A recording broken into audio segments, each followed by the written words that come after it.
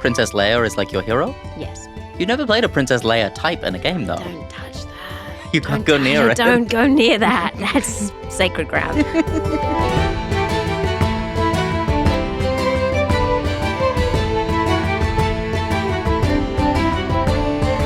Welcome to Nightcap. Nightcap is our post-show debrief chitter-chatter about Fury of the Small. Yay! I'm Paddy Carroll. I'm the GM of the adventure, and I'm joined today by Ella Hope-Higginson. Yay. You're like an actor and a writer for like stage and Yep. for screen, and you've directed for screen as well. But mostly I like acting. Mostly you like acting. It's true. You play Smiggly. Yes. You play Carla Rose. Yes. Amazing. Yeah, it's just so special to be doing this show with you in this space. That's lovely. I love it. It's so nice. It's really nice. I have a little quick fire round that we use to warm up at the Okay. beginning. I'm ready. Okay, you ready? Yeah. These are my questions for you. What is your favorite Dungeons & Dragons class?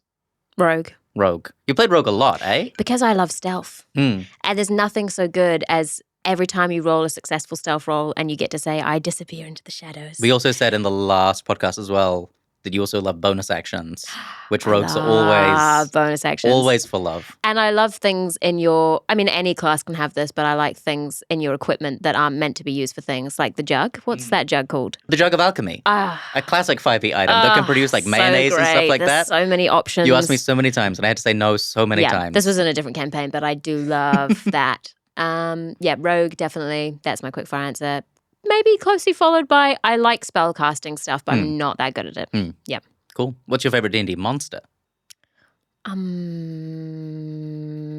Total paralysis. Well, I was thinking a slug, and then I thought, did I just make that up? You might have made it up. There are lots of slug-like I like creatures. the ones that seem like nature things and then become awful. Nature things like some of the planty stuff that Like, we what fought? was that one in where it's like it's a giant octopus? What, like a roper? Like it's... Yeah. We fought one of those once in a different campaign. It's like the one that looks like a big rock thing that's got big tentacles and it like drags you yes, in. that kind of thing. That was terrifying. It's a little bit Star Wars, old Star Wars. Star Wars is huge for you, eh? Yeah. Do you have a favorite Dungeons & Dragons spell? Mage Hand. You like Mage Hand? That's Yeah. true. Is that a spell or? Yeah, no, it's a cantrip. Yeah. It's a spell. It counts. Use it a lot to great effect in this campaign. Yeah, I like Mage Hand probably the most. What's your favorite Dungeons & Dragons dice size? D8. It's a good answer. D8's also up there for me too. Instinctual. It's a satisfying art object. Yeah. Nice. Favorite Dungeons & Dragons skill? This isn't the quick fire answer, but I like when you try and use the wrong skill for something. Ah, yeah. When it's like, this could be this, and you try and use whatever you're best at. Yeah. So whatever you're best at used in the wrong moment. Absolutely. There's a great example in the episode in Hammondale where I'm like, you need to climb this wall. It requires athletics. And you'll go, acrobatics? Yes. Like as one, as a chorus. That's always the best skill. Yeah, it is. The one you're best at. The one you're best at, Yeah. and you argue for it. What's your favorite game snack at the table? Those pea snacks. Ah, yeah, like the little spicy salty- dried out peas? Yeah. Or it's just handfuls of chocolate. Yeah. Action, bonus action, or reaction? Bonus action every time. Yeah, so that's clear for you. so much possibility in a bonus action. And this is a very broad question for an Ella, because you are a big board gamer. But Yeah. what is your favorite board game? If you're not playing Dungeons & Dragons, what's your favorite tabletop? Splendor. Splendor, Closely followed by Power Grid or Haven't there was a played Power question Grid, mark would you? was Power Grid or Ticket to Ride. Okay. Because, yeah. Played two of those with you. Never played Power Grid before. Yeah. Power Grid's it's long and grey, but it's worth it. Long and grey. Yeah, like it's a grey board and it takes a while. Okay. Yeah. What's your favorite work of fantasy? Well, originally back at, Star Wars. And then later in life, Scavenger's Reign, Ah, yeah. which is also sci-fi, Yeah. and Dungeon Meshi. You play a hero and a villain in this show. Who's your favorite villain from fantasy, if you have one?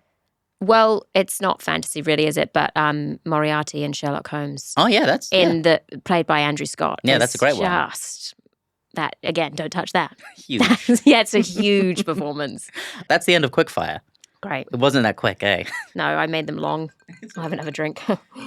You wrote a beautiful article about how Dungeons & Dragons entered your life. Mm-hmm. It's a lovely article. I've read it multiple times. I was curious because I've read it back, and so I've thought about it a lot. Do you remember the moment that you and I first talked about D&D or sat down? Well, I guess the first sit down must have been talking about my character. Tell us about them. Tell us about Contour. I love Contour. He had first name Contour, second name Contour. Big barbarian. Big True barbarian. barbarian energy. But anything to do with animals, even the slightest cruelty to animals, easy rage. He had two cows that were like he had two cows his he besties. loved, which became a sort of problem for the campaign because I wanted to take the cows everywhere. Hugely They had no problematic. function, but I felt like there was going to be a big barrier to me playing Dungeons and Dragons because it was going to be about knowing a lot about like stats and numbers and stuff. And I felt like you introduced to me in a really nice way the fact that you can actually be character first. Absolutely. Like you could almost go through any like Lord of the Rings or anything like that and go like almost cast each character. What's your fantasy, and then we can find that. And then figure out, oh, well, obviously that person feels like a bard and they feel like that. And so I think I remember thinking, oh, this is kind of what I want to play. And then that being such a nice way to enter Dungeons and Dragons versus having to come up with the stats first. Yeah, which is very much the vibe with Smiggly. I don't think I've been listening back as I've been listening through the season again. I don't think in any live play or actual play I've listened to have I encountered a character like Smiggly played by anyone else. Well. There's something like it's so like you're so like you play so truly to the storyline of like this is the son who is never enough, who's really striving for all these things, and like it's so beautiful how like closely you just hang to that arc and you keep coming back to it. Wow. Thanks. So anyway, sorry. That's just me fanning over it. That's great. But I think that there's such a vulnerability to Smig. Like their weakness is so on their sleeve. And you haven't like buried it in like a deep, dark, haunted backstory. It's like it's so out there in the open. And it's kind of like this raw nerve all through the show. Well, it was fun to play the brother dynamic with Tom. Ah, yeah. And also, I think that is the other thing I love about Dungeons and Dragons is I think it's really fun when you pick a character and then give them something internal conflict. Yeah.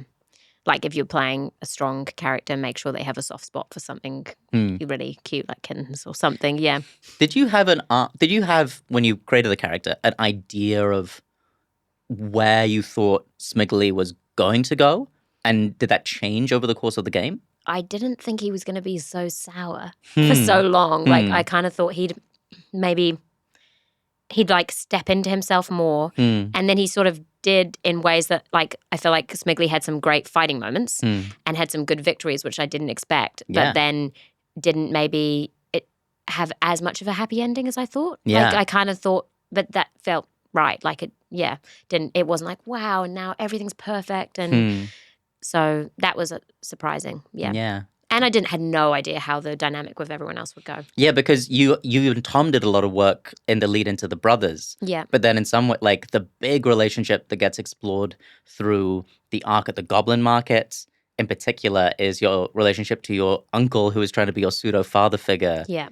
In the form of Scritches. Like you have like you have probably the longest 2-character scene in the whole show, which is the one where you're like drinking in the cave and he's trying to like uncle you. I love Arlo's performance. Yeah. Arlo's role play. I think it kind of is a performance. It feels so arty to label it as such. Yeah, he's really just embodying like the put upon uncle too. He's doing his best, and yet he's still hilarious. I mean, the wig stuff is it's so funny, eh? When me and Tom were like talking about the brothers, I thought like, yeah, my arc will be taking care of Tom, and then of course like his life with children, I guess, is that then Arlo's character was on the scene sort of taking care of us, which then put my character in a different spot. Absolutely. Is fun. Yeah.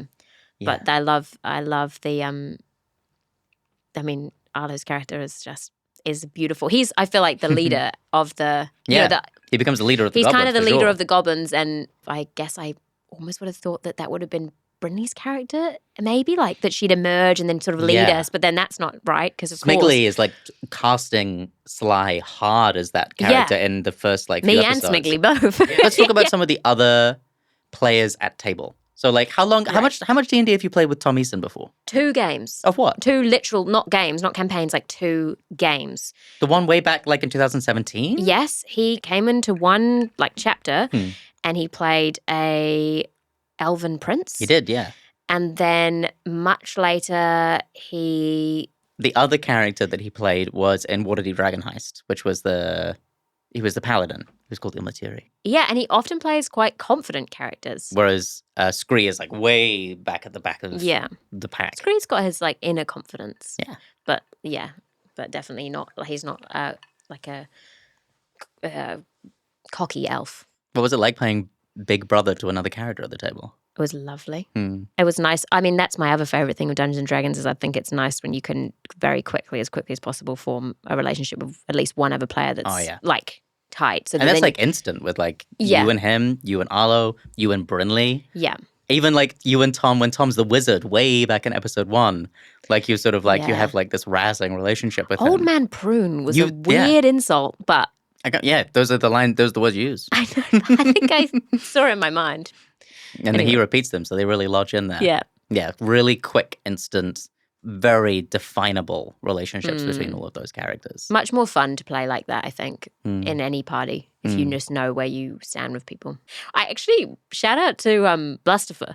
Yeah. Because I didn't really clock when we were recording that how good the voice was. Yeah. And then I heard it and I was like, whoa, that is like serious voice work going on there. It's huge when you hear it down the mic, when you hear it in the podcast. Like in the room, it's like, ha, ha, ha, ha. And then I was like, whoa, that's really good stuff. Blusterfer feels like really old, true D&D, like what I imagine the first games would be like with people in the 80s. Is that when it started? Yeah. Yeah, people in the 80s would play like Blusterfer types. Absolutely. He holds that so strong. Yeah. I love that I love how much like gusto he brings to it. Especially because now we've heard like the moment when when those heroes destroyed the lives of the goblin characters. Yeah. And just he does incredible things there. I feel so lucky as Dan because I don't have to play scary, scary villains because you guys made just the best friggin' villains. That yeehaw is truly terrifying. I love that yeehaw in that moment. I love the first time that we re-encounter each of them. I think that it's always scary because you guys made them so scary in part 1. They were scary. They were scary. An incredible experience. And you've worked with Brinley as a collaborator in so many different settings across the years and years and years. Yeah. We played Viola and Olivia in an early Shakespeare production. Yeah. That was fun for any Shakespeare nerds. And then she played Olivia, I played Viola. And then we've done heaps of other stuff together since. Brinley, I think, is just, that I feel like that could be the kind of, like Sly, she's created a character that feels iconic. And I feel like you could you could fan over, Sly is just such an amazing, fully formed character. The voice, the backstory, everything about her. And Brinley talked heaps about Gremlins, I think, before. She loves Gremlins. Yeah. And I feel like Sly has got just great. All the right DNA. Yeah, all the right stuff in there. One thing I love about playing with Arlo is that he is so surprising, but also so truthful. Like he's very, very funny, but he never does it at the cost of the story or... I love how much he controls his comic impulse. He also does something, I realized this, you establish early on, you say that there is a forest in the sky in Goblin mythos. Oh, yeah. And then that's picked up on again by Tom, who sort of speaks to it. And then Arlo comes back and he uses like that thing that you guys had laid down, like a couple more times in the show. And it's just beautiful. Like he sort of took that thing that you said and it was like in a gorgeous moment, but it was you inventing like a piece of lore. But he has like the wherewithal as a player to pick up on it and then turn it into this important like place in the narrative of the story. Yeah, it's just it's amazing because he's such a goofball. Yeah, he is. In real life. Yeah, hence the wigs and other great moments. In terms of like we've spoken about, like it's not a twist, but it's like there's a big turning point with you and Scritches. A big turning point with you and Scree, like the relationship with Brother across these episodes. You sort of like, I feel like you get your lowest moments and like your highest moments with like all of them.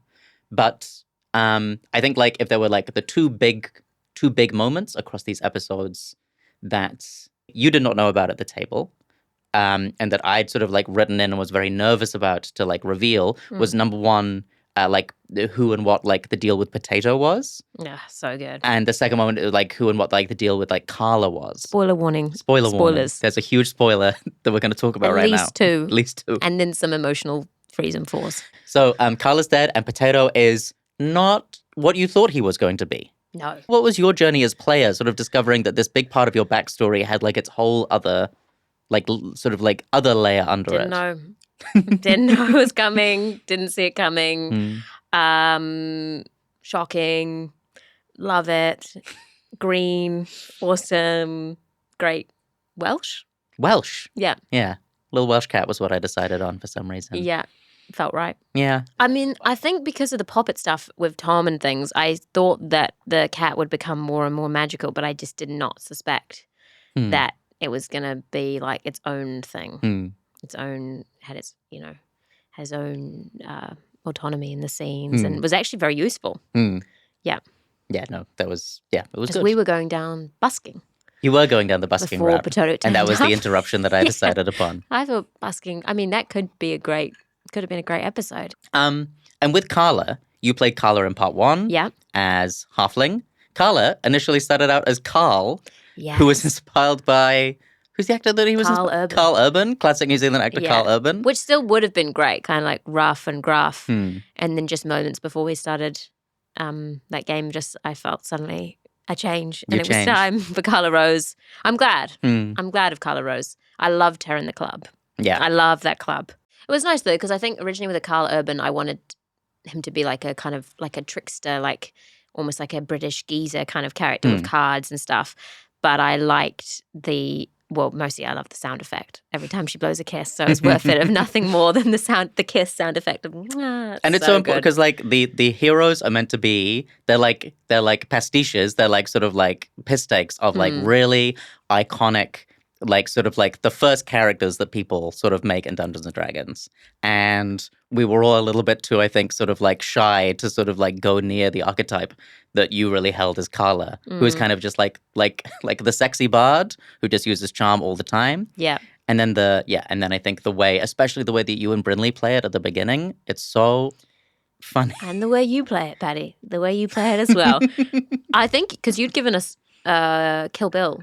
Yeah. As a reference too for the show in terms of like, and the campaign in terms of like how it would play out, and I feel like Carla Rose would fit well in a Kill Bill-esque in her own way. Like feels like like corset wearing kind of vibe is quite nice in Kill Bill. There's a little moment in that ep right at the very end where you have a decision whether you're going to try and like kill her or not, and then at the very beginning of like the way that. When you and her are locked in that conversation, she's sort of trying to win you round. Do you think that Smiggly would ever have... Is there any situation under which Smiggly would have gone with Carla? Or like turned to that side? Because I was that was really open for me on the table because we had Smiggly who had this whole arc of being so deeply unsure of themselves. And so that was very deliberately planted as the seed there. And I was actively as DM trying... I should have done it. No. It's like, it's beautiful. The way that turned out, beautiful. Because like it cements instead the bond of the brothers and the incredible rescue that happens as a result of that. But yeah, that's how it was placed in my mind. I think that is why, because maybe if Tom's character had died, then yes. But I think, that would have been awful. But I think that there was too much on the party and, like I don't think Sly would have ever... What would have happened to everyone else? What would have happened to everyone else? Yeah. In the next arc, you would have been in a separate party with Carla. Wow. Was how it had been penned in. And Carla would have sort of become like another character who would have traveled along with you. Who would have betrayed you, but I would was going have... to say, could we have turned Carla... No. I mean, I feel it feels important that like Carla really needs to have like truly like turned her back on any form of like mercy. Yeah. At that point in the story. But yeah, that was the big what if. And I was really... I tried fishing so many different ways, but Smiggly ended up holding to it. And then right down to the last moment, you have the moment where you can decide to leave her alive or to snuff her, and then you decide to do it, which is huge. It's the first time that big moment happens for a character. Like, one of the innocents of which you and the brother are both. Sad. Sad for sure. Let's give a moment to, I'm going to say his name wrong, but I want to say Malachite? Malachite. Malachite. Yeah, my improvised NPC.